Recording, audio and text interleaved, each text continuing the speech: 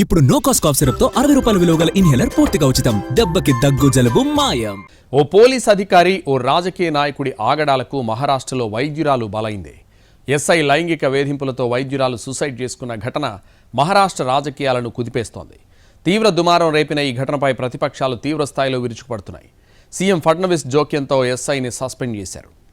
మహారాష్ట్రలో సతారా జిల్లాలో మహిళా వైద్యురాలి ఆత్మహత్య దుమారం రేపుతోంది. తనను ఎస్ఐ గోపాల్ బదానే లైంగికంగా ఇబ్బంది పెట్టాడని, పలుమార్లు అత్యాచారం చేశాడని చేతి మీద రాసుకుని మరీ ఆమె సూసైడ్ చేసుకుంది. ఫల్తాన్ ఉప జిల్లాలోని ఆసుపత్రిలో ఆమె వైద్యురాలిగా పనిచేస్తోంది. పోలీసుల మానసిక, శారీరక ఒత్తిడి తట్టుకోలేక ఆమె సూసైడ్ చేసుకోవడం తీవ్ర కలకలం రేపుతోంది.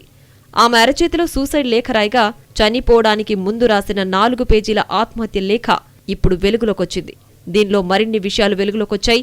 ఎస్ఐ గోపాల్ బదానే తనపై 5 నెలల్లో 4 సార్లు అత్యాచారం చేశాడని ఆరోపించారు ఆ యువ డాక్టర్. అంతేకాదు అతనితో పాటు మరింతమంది పోలీసులు, ఓ ఎంపీ, ఆయన పిఏలపైన సూసైడ్ లెటర్లు తీవ్ర ఆరోపణలు చేశారు బాధితురాలు.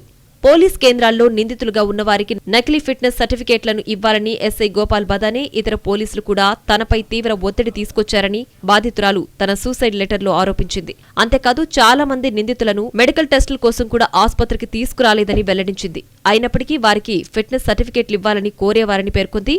అయితే ఆమె ఈ నకిలీ సర్టిఫికేట్లనిచ్చేందుకు నిరాకరించినప్పుడు గోపాల్ బదానేతో పాటు ఇతర పోలీసులు కూడా తనను వేధించారని లేఖలో వెల్లడించింది. ఒక సమయంలో తాను సర్టిఫికేట్ ఇవ్వకపోతే ఒక ఎంపీ, 2 పిఏలు ఆసుపత్రికొచ్చినట్లు లేడీ డాక్టర్ తెలిపారు. వారు ఆ ఎంపీకి ఫోన్ చేసి తనతో మాట్లాడించారని, అప్పుడు ఆ ఎంపీ తనను పరోక్షంగా బెదిరించినట్లు డాక్టర్ సంచలన ఆరోపణలు చేసింది. డాక్టర్ బంధువు చెప్పిన వివరాల ప్రకారం ఆమె గతంలో 2-3 సార్లు పోలీసు అధికారులపై ఫిర్యాదు చేసిందని, ఎస్పీ, డీఎస్పీలకు లేఖలు రాసినప్పటికీ ఎలాంటి చర్యలు తీసుకోలేదని పేర్కొన్నారు.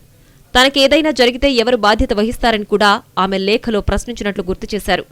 అదే సమయంలో ఆసుపత్రి ప్రాంగణంలో భద్రత లేమి గురించి ఫిర్యాదు చేసినా అధికారులు పట్టించుకోలేదని ఆ డాక్టర్ బంధువులు తెలిపారు. లేడీ డాక్టర్ సూసైడ్ లెటర్ ఆధారంగా ఎస్ఐ గోపాల్ బదానేతో పాటు మరో వ్యక్తిపై అత్యాచారం, ఆత్మహత్యకు ప్రేరేపించడం అనే ఆరోపణల కింద పోలీసులు కేసు నమోదు చేశారు. ఇక ఈ వ్యవహారం తీవ్ర రూపం దాల్చడంతో స్వయంగా ముఖ్యమంత్రి దేవేంద్ర ఫడ్నవీస్ రంగంలోకి దిగారు. ఎస్ఐని సస్పెండ్ చేయాలని ఆదేశాలు జారీ చేశారు. దీంతో ఎస్ఐ గోపాల్ బదానేను పోలీసు ఉన్నతాధికారులు సస్పెండ్ చేశారు.